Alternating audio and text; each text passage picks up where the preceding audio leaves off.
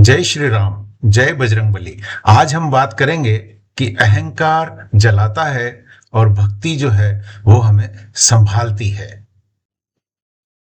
क्या आपने कभी सोचा है कि काबिलियत, मेहनत और संसाधनों के बावजूद कई लोग अपने जीवन में सफलता प्राप्त नहीं कर पाते।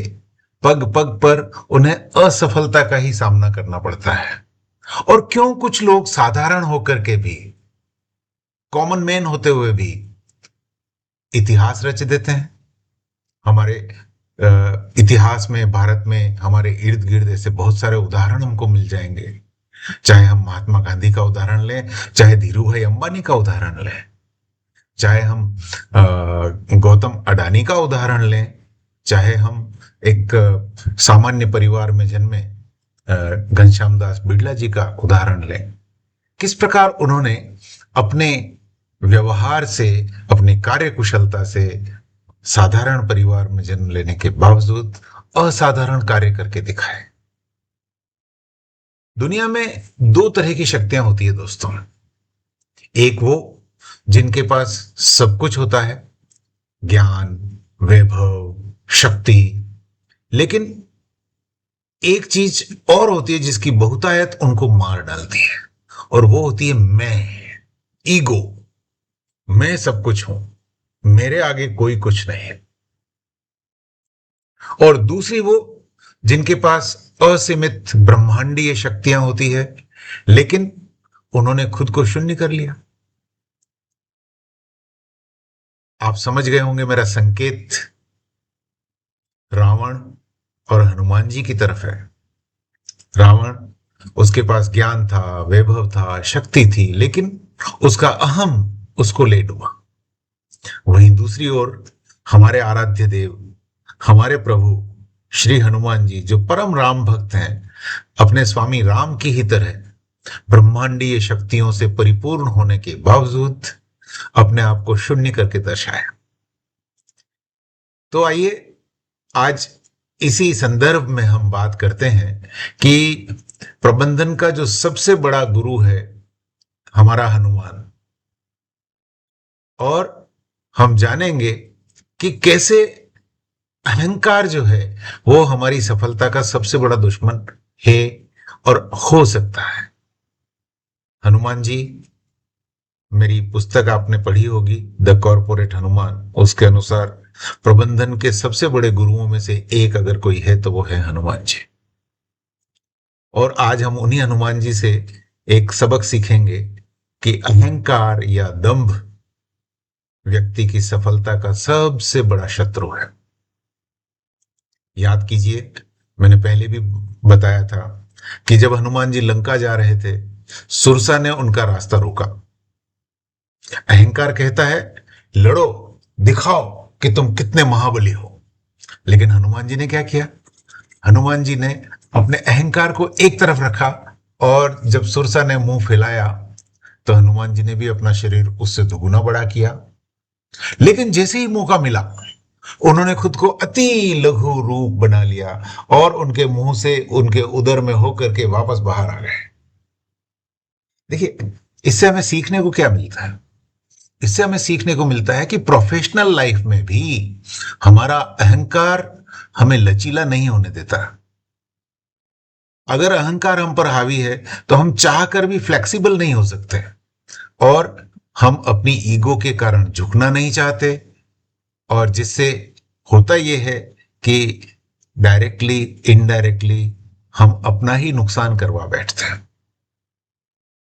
याद रखिए, कभी कभी छोटा बनना भी आपकी बड़ी जीत का पहला कदम होता है। दूसरा उदाहरण लें।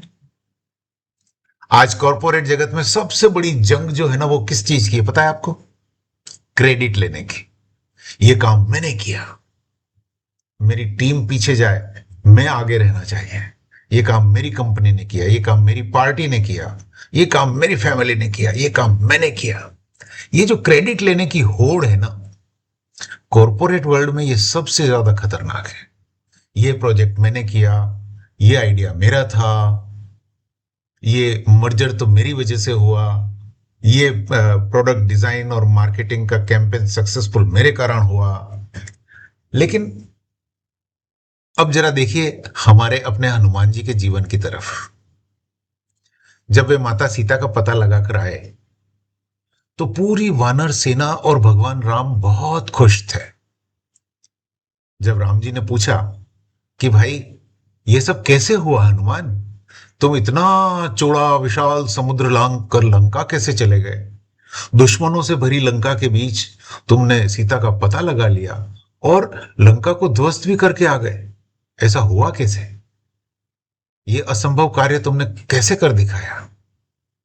तो अगर हम में से कोई होता तो बोलता, अरे सर आप जानते नहीं हो, मेरे गट्स हैं, मेरा टैलेंट है। लेकिन हनुमान जी ने क्या कहा? हनुमान जी ने अपनी शक्ति का बखान नहीं किया। हनुमान जी ने कहा, प्रभु मुद्रिका मेली मुख माही, जलधि लांघि गयो अचरज नाही।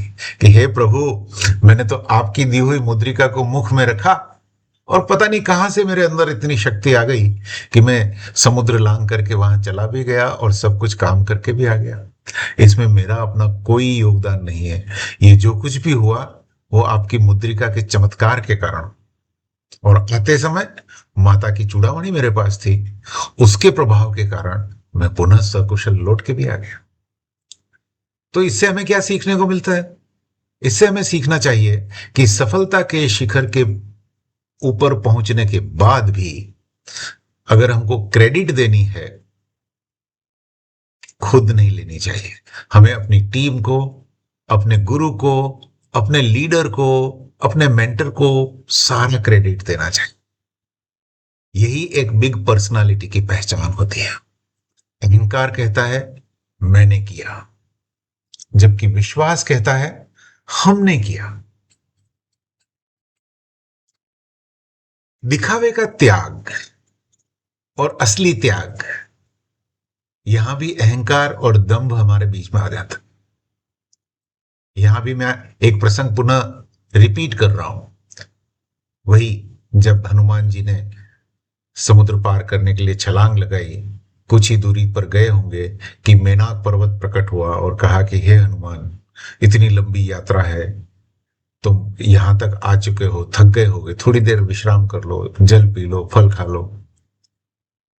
न्योता दिया बड़े आराम से, बहुत आदर के साथ। आप हम होते तो वाकई में यही सोचते कि हाँ यार थोड़ा रिफ्रेश हो जाना चाहिए, पता नहीं आगे कितने संकट है। लेकिन हनुमान जी के लिए यह सम्मान का क्षण होने के बावजूद उन्होंने क्या किया? उन्होंने बड़े आदर के साथ, सम्मान के साथ पर्वत को छुआ और छूने के बाद कहा कि हे पर्वतराज, आपके इस आत्मीय निमंत्रण के लिए मैं आपका आभारी हूं, लेकिन मैं अभी विश्राम नहीं कर सकता। राम काज कीन्हे बिना मोह कहां विश्राम। लेकिन अगर आप और हम में से कोई होता, अरे वाह, मेनाक जैसे पर्वत ने मुझे इनवाइट किया है, मजा आएगा, कुछ देर रुकेंगे, लोगों को बताऊंगा कि देखो मेनाक ने मुझे रोका, मेनाक ने मेरा आतिथ्य किया। तो यहां हमें सीखना चाहिए हमारे इष्ट देव हनुमान जी से कि हमारा लक्ष्य प्रथम होना चाहिए, न कि वाहवाही, विश्राम और आनंद, आराम या दिखावा नहीं। हमारा लक्ष्य स्टॉप पर होना चाहिए। हमारा अंतिम जो टारगेट है वो हमारी फर्स्ट प्रायोरिटी होना चाहिए। आज की सोशल मीडिया की दुनिया में हम काम कम करते हैं, दिखावा ज्यादा करते हैं। फ्लैक्सिंग, फ्लैक्सिंग जानते हैं ना आप? फ्लैक्सिंग वर्ड, कितने लाइक, कितने शेयर, कितने कमेंट, ये हमारी एक पहचान बन गई कि हमारा काम कितना बड़ा था। जितने ज्यादा लोगों ने लाइक्स किए उतना बड़ा हमारा काम माना जाता है। और हम भी यही दर्शाने की कोशिश करते हैं, देखो मैंने कितना बड़ा काम किया, 50,000 लाइक आए हैं। हम ये सब करके केवल समय की बर्बादी करते हैं मित्रों। असल में हमारी ईगो चाहती है कि लोग हमें सफल होता हुआ देखें, लोग हमारी सफलता की तारीफ करें, लोग हमारी वाहवाही करें, भले ही हम लक्ष्य से कितने ही दूर क्यों ना हो। हनुमान जी हमें सिखाते हैं कि लक्ष्य के सामने सम्मान और आराम दोनों को किनारे रखना सीखो, तभी जीवन में आगे बढ़ पाओगे। दोस्तों, रावण के पास 10 सिर थे, 10। और शायद ये 10 सिर 10 प्रकार के अहंकारों के प्रतीक थे, लेकिन हनुमान जी के पास केवल राम थे, राम, प्रभु श्री राम। रावण अपनी ईगो की वजह से हार गया, जबकि हनुमान अपनी भक्ति और विनम्रता की वजह से अमर हो गए। याद रखिए, ईगो, दंभ, अहंकार केवल स्पेलिंग में 3 अक्षर हैं, EGO। दंभ में भी 2.5 अक्षर हैं, द, आधा म और भ। अहंकार में 5 अक्षर है, अहंकार। लेकिन यह आपकी जिंदगी के कई साल बर्बाद कर सकता है।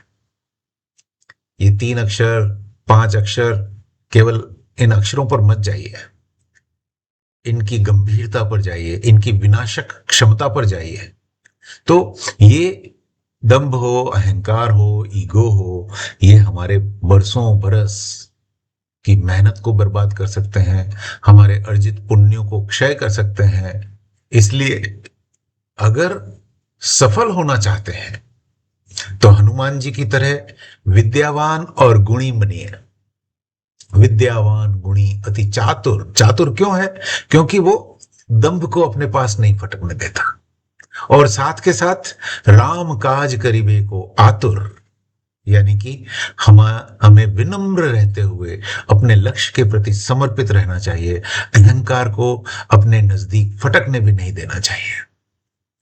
तो अगली बार जब भी आपके मन में मैं श्रेष्ठ हूं का भाव उठे, तो एक बार हमारे आराध्य देव, अपने सबके परम प्रिय पवन पुत्र हनुमान जी का स्मरण जरूर कर लीजिएगा, और याद कीजिएगा कि मैं सर्वश्रेष्ठ हूं, ये सही है, या हनुमान जी ने कहा कि मैं तो रामदूत, मां तुम्हें जानकी। आपको यह वीडियो कैसा लगा? कमेंट्स में जय श्री राम या जय हनुमान जरूर लिखें, और बताएं कि हनुमान जी की कौन सी सीख आपको सबसे अच्छी लगती है, और आप और किस चीज के बारे में अधिक जानने के प्रति जिज्ञासु हैं। चैनल को लाइक कीजिए, सब्सक्राइब कीजिए, हनुमान भक्तों की कम्युनिटी का विस्तार कीजिए, और मिलते हैं अगले वीडियो में। तब तक के लिए जय श्री राम, जय हनुमान।